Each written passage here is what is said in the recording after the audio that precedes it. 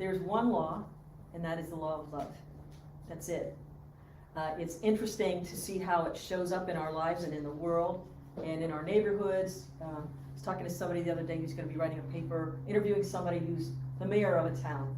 And you start thinking about the council of the town. Then you start thinking about the state legislature. Then you start thinking about the regional. And then you start thinking, oh, and the laws change as these laws, these human-made laws, seem to change according to the scope of the people inhabiting an area and how best to make sure funds are allocated for this. And you know, we've got water going here and electricity, the grid's doing this. If you start to think about it, how many of you are feeling overwhelmed just thinking about, oh my God, I don't even want to, great, don't. All you need to think about, all I need to think about is how we connect to love. And the laws take care of themselves. Wherever you find yourself, that's where you are. Somebody really intelligent said that. Thank you very much. Yeah. So there are things that govern the known universe. There are also laws that govern the unknown universe and stellar systems and solar systems and all that. We don't need to know all of that intellectually. We would never understand it anyway. Linearly, that's not the point. The point is, once again, you're the point. You are a point in infinity, experiencing individual splendor and infinity at the same time. Atonement at oncement, people call it. Fancy ways to try to snap us out of the limited ideas that we operate within as well. So if you get into your car, how many of you drove a car here this morning? Okay. Did you travel on the roads or did you take the grassy route? Most of you followed the rules of the road. Well, at least you followed the road. I can't say you followed the laws of the road, speed limit and stop signs and all those fun things. And it seems like, I'm not sure about you, but I'm noticing more people just kind of just blowing right through stop signs these days. Are you noticing that? Yeah, almost everybody shook their head except for the ones who are like, I don't want to see that. You should see it because you should slow down. What is that about? What are we really railing against when we do things like this? When we know we can put ourselves or someone else in harm's way, or you're not even thinking that you can. There's a rebellion happening. It's against the law, but not love. We want to experience more love, less rules, right? Sometimes. You know, I am definitely, my background is in developmental psychology, so I am a strong proponent of allowing kids to free play until they're almost 8 years old. Go play in the yard. I'm not a fan of t-ball. There, I said it. I love softball. But it's too many rules. Too many rules right off the bat. Who knows what they might develop and play on their own before. My whole head's tingling like I might have offended people or something. I don't know. But I know when I'm speaking capital T truth, it's like we need to have a remembrance of a time where we could just play. Not that there aren't rules in the backyard. Free play doesn't mean free for all. Remember those? This is not a free for all. Did you ever hear that? I remember, and I might have shared this story. There was a birthday party at a particular friend's house. This was many years ago now, and some of the children ran upstairs and they were jumping up and down on the bed. Who doesn't love doing that? I mean, so they're jumping up and down on the bed, and the mother of the house went upstairs and reprimanded this young girl. And she said, "We don't jump on the house. We don't jump on the bed in this house." And she stopped, bounced to a stillness, and she looked right at her and she said, "I won't be back." And just went down the stairs. It was just like, what kind of a place is this? So I wonder if you ever had an inner experience of, I won't be back. Think about a time. And what was it about? Was it a thing that was really too many rules for no reason? Or was it something that maybe could have benefited your experience somehow, but it made you come up against the thing you needed to just brush through? Do you know what I mean? Maybe it's learning how to play an instrument, or for me it was that. At first, I didn't want to go back to a music lesson because I couldn't understand these tiny little notes on a page. It was not what I was hearing. I was hearing all of this all of this cannot be that. My little mind was blown and I couldn't sit with it. I just couldn't until I could. And it opened up a whole new world of expression for me. But I had to find the inner discipline, there's that word, to be able to understand the already prescribed written laws of music. So I can get some of my music out, but not all of the music, because there's still vibrations and harmonies and sounds that are not replicable on any instrument I've ever seen here, except the drone instruments, which is why I love that tambora you saw on. It encompasses it all, and it's like the Om. So the Om is like the love, and the law is like what I just handed. We're going to do this song later. So that I could just walk over and say, hey Ben, I want to do that. And he can play it and I can sing it. We can experience a co-creation of sorts together. So we're not saying out with all of the laws and only love. And then that gives free for all an opportunity to wreak havoc on an order and a system that is in place whether we want to acknowledge it or not. It's the law, right? I don't know about you, but as much as I've been meditating over the years, I still can't walk right through that wall. Not yet. Someday I will be able to do it. But today I can't, so I'll use the door. Thank you very much. Right? I'm glad the laws of engineering have created this opportunity for us to gather in a room. We're seated on chairs. They're comfortable chairs, right? But there's also the law of something financially had to manifest to be able to produce a situation like this, right? And it might not always be the money. This is where the love comes in. The love will show up however it does. It might not be actual money that shows up. It might be a human being who's gifting it to you. Like everybody knows, Helen Yee owns the school, right? And she's gifting us this room so that we're saving money until we can get into a space that is our own. That opportunity was created through love. So this is how it all goes together. We like it to go together. It's not an either or, it's a both and it's learning how to open wide your heart to experience more of the wisdom of the law, to be able to experience more of the bliss of the love. See it where it is, and it's everywhere. See it once and you can't unsee it. I've seen videos like that. Have you? I cannot see that. Love is more like that. Love is more like that. I was thinking about, think of it as like in a spiritual practice, there are spiritual laws that will help with the evolution of your consciousness, of my consciousness. When I practice these, I can feel the inner difference. I was speaking with a friend yesterday who, she's into her 80s and she started maybe 2 years ago after a stroke. I might have shared some of this with you before, the practice of Qigong. And she started practicing it. Now she's been on a spiritual path her entire life. But her evolution of consciousness is happening so fast that it's frightening. Because she's inside, her cells are spinning and moving at a rate that she's getting. I said to her, it's as if you are not going down a drain, but if you watch water go down a drain, it's wide and slow, and then it gets tight and fast, right? Like your car, the tire on the outside is not as hot as if you held the center of your, I don't recommend you go try this, but take my word for it. It's really hot in the middle. When you start to spin, she's almost through to the other side, is the point. Whirling dervishes do this. Kids know how to do this. They like to spin around in circles. They love it. I don't like to spin around in circles anymore. Maybe I did when I was little. Did you like to spin around in circles? Yeah. Why? You kind of get disoriented, right? Why is that fun? Because you're into something else at that point. It's an altered state of consciousness with which your soul is familiar. So we find these ways to play. So the love and the law. So the law would be, it's probably a good idea. So she's practicing the laws of Qigong, and the love of Qigong she's experiencing in her body.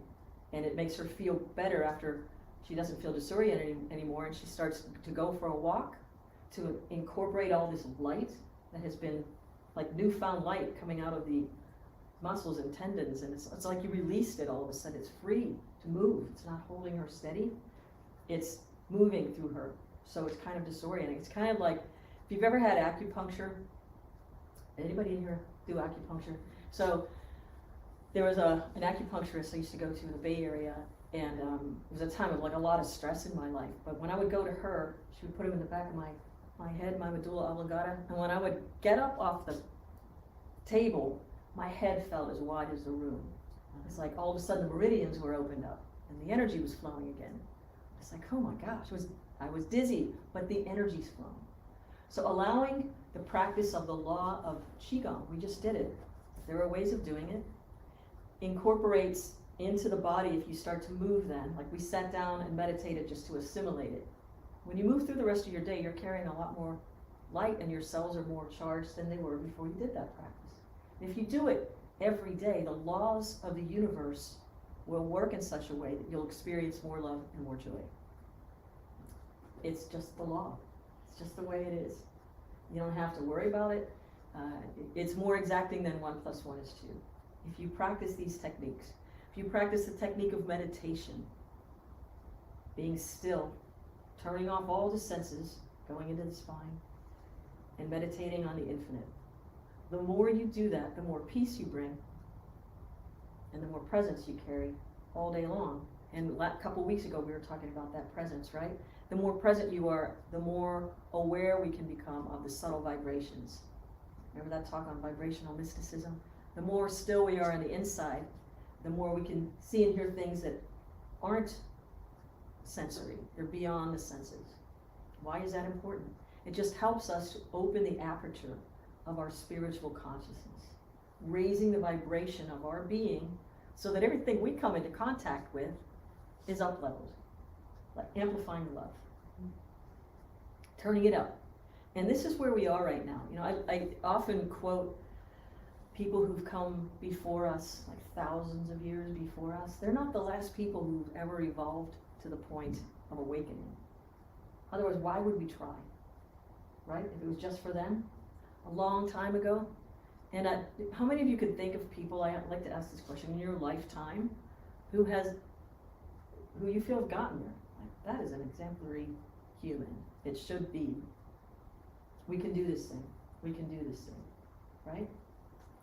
And it's not just about manifesting things. It's more about experiencing the reward of these things, like the bliss. Have more happiness inside. Paramahansa Yogananda always says that. You must have more happiness inside. And your happiness, our happiness, mustn't be conditioned on things outside of us. Otherwise, it'll be very hard to maintain true happiness all the time. So I'm going to read something from one of these great masters, but I was thinking it's kind of like, you know, training wheels. How many of you know how to ride a bicycle? Right? Did you just start off on 2 wheels? Yes, Janice did. Just saying. And even if you did, you might have had the proverbial, like, parent or guardian, whomever was your caretaker, holding the back of that seat for a minute. Think of the thing holding the back of your seat as the infinite. Love, Divine Mother, you know, beloved infinite, whatever you call God. God is holding the back of your seat. And I don't know about you, but I remember it clearly. We had a large backyard, so we were in the grass. I fortunately didn't have to learn on cement like some people. Ouch. And this was before you could buy pads and all that for everything. Like, you could pad up every part of your being right now. Isn't that amazing? Kids in the yard and stuff like, and their toys aren't as dangerous either. It's like, how do we make it? But my father had the back of my seat, and when he saw I had it, he let it go. But I was more interested in making sure he had it than I was with what I was doing. And I heard him say, "Yeah, you got it." And he sounded further than the back of my seat. You know what I mean? So I turned around and he goes, "Oh my God, he's not holding my boom." Right? The difference is the infinite always has the back of your seat. And that voice is always closer than the beat of your heart. Nearest of the near, dearest of the dear is a Lord Krishna quote. So I think about so the training wheels are like the laws of the universe. They're the laws. It helps you to find balance. And it also, while we're balancing on our bicycle, when the training wheels are off, we have a little more freedom, don't we? You can go down into the garage or wherever you kept your bicycle, and you can take it out whenever you want. You don't have to wait for someone to come and help you try to ride the bike. That's freedom. So with the governing laws, we learn how to do this, how to do that, and then you have the freedom to go try it out on your own. What do? Well, the first thing some of us try to do is try to go a lot faster, right? And then you have this like speed to skill thing you've got to work out. I remember my sister coming down over the hill, double dipping right into the hedges. And then the bike was broken and we had to fix all that up. So there was I call that broken bike the point of the opportunity for contemplation. You had to put it on pause for a minute, another law of the universe. It's very, it's an excellent practice to introspect on what you've experienced through the love and the law throughout the day. So the love was, my parents came out, made sure she was okay. The law was, I'm not going to do that again because it's too fast to make the turn to keep going. So that's the law. There's no way to get around that, really. You really couldn't do it. Not even my brother could do it. He was really skilled. Too tight of a turn. So, do you see what I'm saying? We can try these things out with the freedom we have once the training wheels are off. So we have these inner disciplines. We can go out into the world right now. Most of us can leave this room and pretty much go do whatever we want. What are you doing with your time? And does it serve body, mind, spirit? Does it serve the ultimate divine realization of, or the enhancement of your consciousness? Like yesterday, I quite enjoyed just taking a day to myself, and I thoroughly enjoyed watching the Ohio State women play. Yes, and beating UConn. I don't know why I enjoy seeing UConn lose sometimes.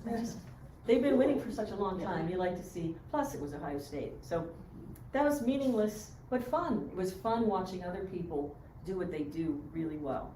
It's why we come together to be together. It's why we go to concerts. It's why we go out to dinner. It's why you eat that meal somewhere else because they cook it better. Or they actually know what's in it. I don't even know sometimes. But it's that. We get to enjoy and appreciate once people have come alive into the thing that they're passionate about. It's all the same vibration. It's just joy for the sake of human experience and love. So those mental disciplines, watching people, how many of you watch people trying to make free throws?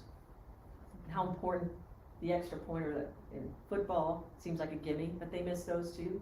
But the free throws, that'll make or break your game, right? How many times do you think they practice those? A lot. It's like Ben practices scales to be able to compose a beautiful song like that and nail it. Did that just come overnight? I ask him this every time he's here. He's like, no. No. Right. So I think of parents and guardians of children as those training wheels, and they go to great lengths to protect us from the things they know could harm our physical organism. Right? Then we're all here. Somebody kept us safe for a while. And then other times, there are the mental things, the things that we need to remember how to keep our mental state free from harm. We stay away from people who are just overbearing, right? Or, we know how to manage ourselves around them if we have to be around them, but how many of you would choose to be with somebody who's just always mean and just not fun? No hands went up. No, but it's the point. So we've learned then how to also navigate our emotional well-being, physical, emotional well-being, and the spiritual well-being. So when we're riding this bicycle, there are laws in place that we don't have to know about, but we're wired for consciousness. We're wired for realization. I think of it as when we're riding a bicycle without the training wheels on it, it seems like all of a sudden we develop perfect balance, doesn't it?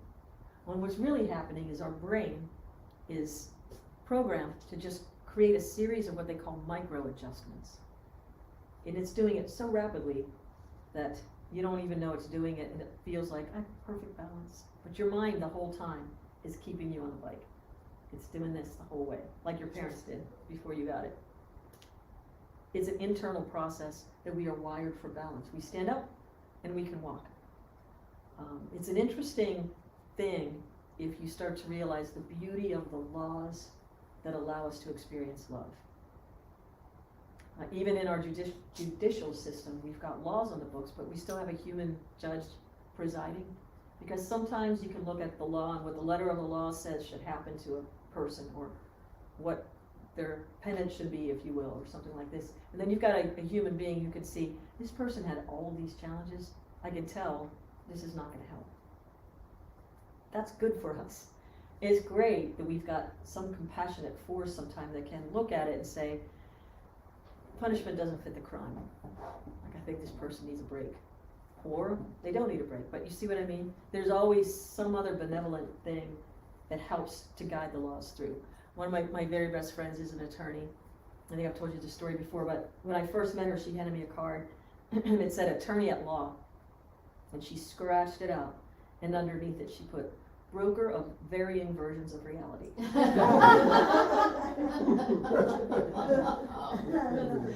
It's great because aren't we all kind of brokers of varying versions of reality? How many of you have siblings? Like, who broke it? He broke it. No, she broke it.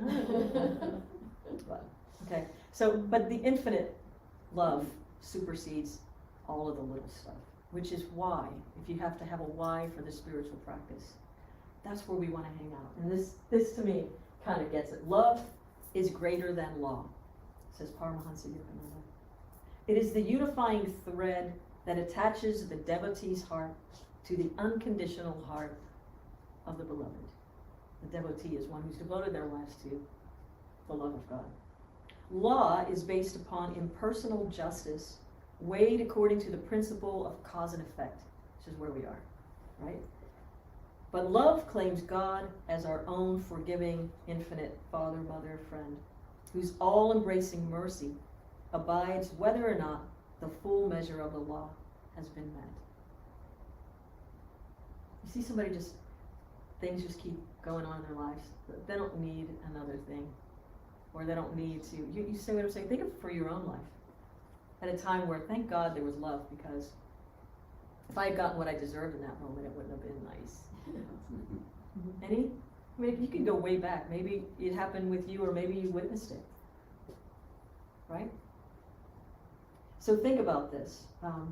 And next week, I'm going to do a talk, instead of self-esteem, we're going to call it soul esteem. We're going to start getting our consciousness resonating to the pitch of soul esteem. What would the truth of my soul do in this moment? And it operates more from the love than the law, because it supersedes it. It encompasses the law, but it also recognizes it. So we use spiritual laws, the discipline, to meditate every day, turning off all the senses. You can do walking meditations. You can bring that presence you glean in meditation, bring it to everything you do in your life. Make everything a type of meditation. But silent meditation, to just get still and get yourselves energized with that light. The infinite doesn't care how you connect with it. It'll take you any way you get there, right? It doesn't say, you've got to do it this way, or you've got to do it that way. Somebody posted something on social media the other day, and it was a quote from John Lennon. Remember him? One of the Beatles.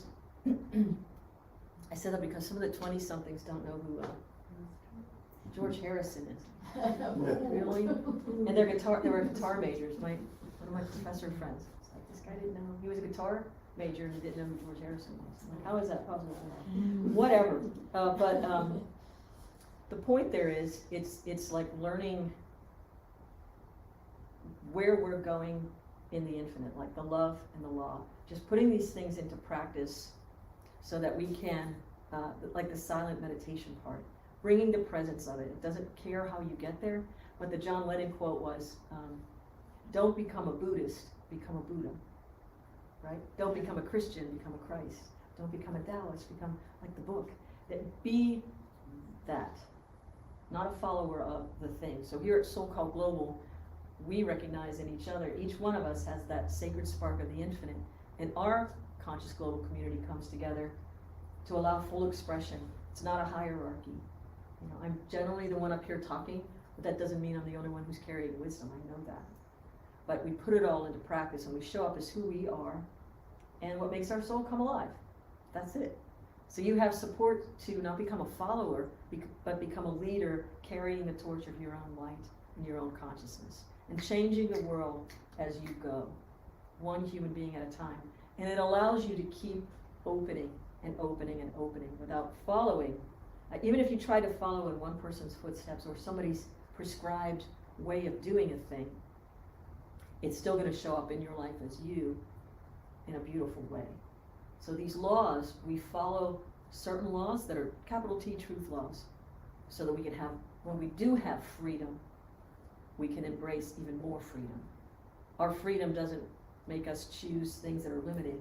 We choose ultimate freedom over prescribed freedom that laws of the human-made kind tell us we should adhere to. Does that make sense? Mm-hmm. Yeah, so get radical with your love, and take it out and take it into the streets. And there's a lovely little prayer that, sometimes we miss the mark as in our practicing. I was practicing the piano this morning before I got here. I make mistakes. When I do, it's fine. But if I beat myself up over those mistakes, I'll never get any better if it makes me stop.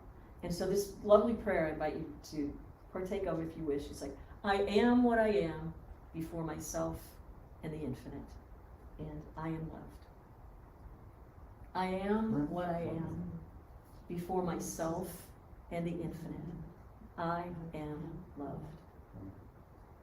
I am what I am before myself, which gives you the nod that before myself, wow, that's pretty powerful, and before the infinite.